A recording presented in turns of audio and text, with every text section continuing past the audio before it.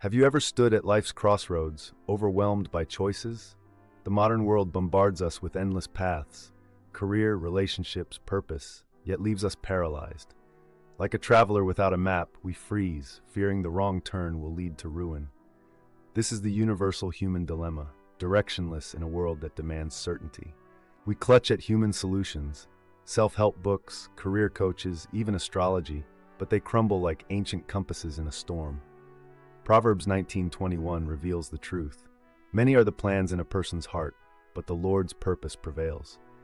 Our frantic planning often ignores divine sovereignty, leaving us exhausted and no closer to answers. Enter Proverbs 3:6.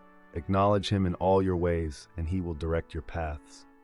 This isn't passive consent, but active surrender, inviting God into every decision, from career moves to grocery lists.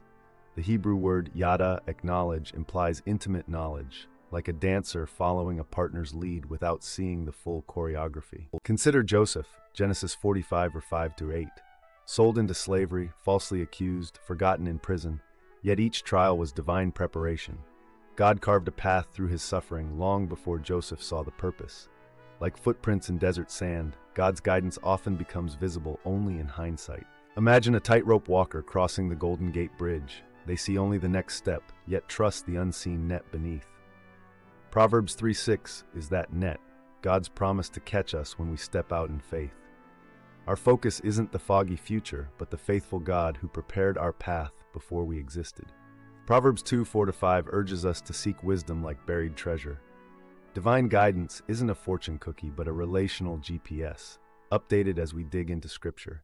When we prioritize knowing God over knowing outcomes, steps illuminate. Even wrong turns become detours ordained for growth. Meet Sarah, a nurse who missed her dream job, only to later discover her skills perfectly matched a crisis in a remote clinic. What felt like rejection was redirection. Romans 8:28 reminds us, God engineers all things, even our stumbles for good when we walk in surrender.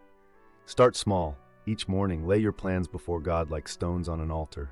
Pray over emails, commutes, and conversations. Surrender isn't resignation, it's trading anxiety for anticipation. As Corrie ten Boom said, never be afraid to trust an unknown future to a known God. Over time, you'll notice divine fingerprints, a canceled flight avoiding disaster, a stranger's timely advice. These aren't coincidences, but confirmations of God's prepared path. Isaiah 30:21 promises, your ears will hear a voice behind you saying, this is the way, walk in it. The once lost wanderer now carries a lantern, illuminating the path for others. This is the cycle of Proverbs 3:6. We receive direction to give direction. Your story of divine guidance isn't just for you, so pause now. Ask, God, reveal one step you've already prepared for me today. Then walk in trust.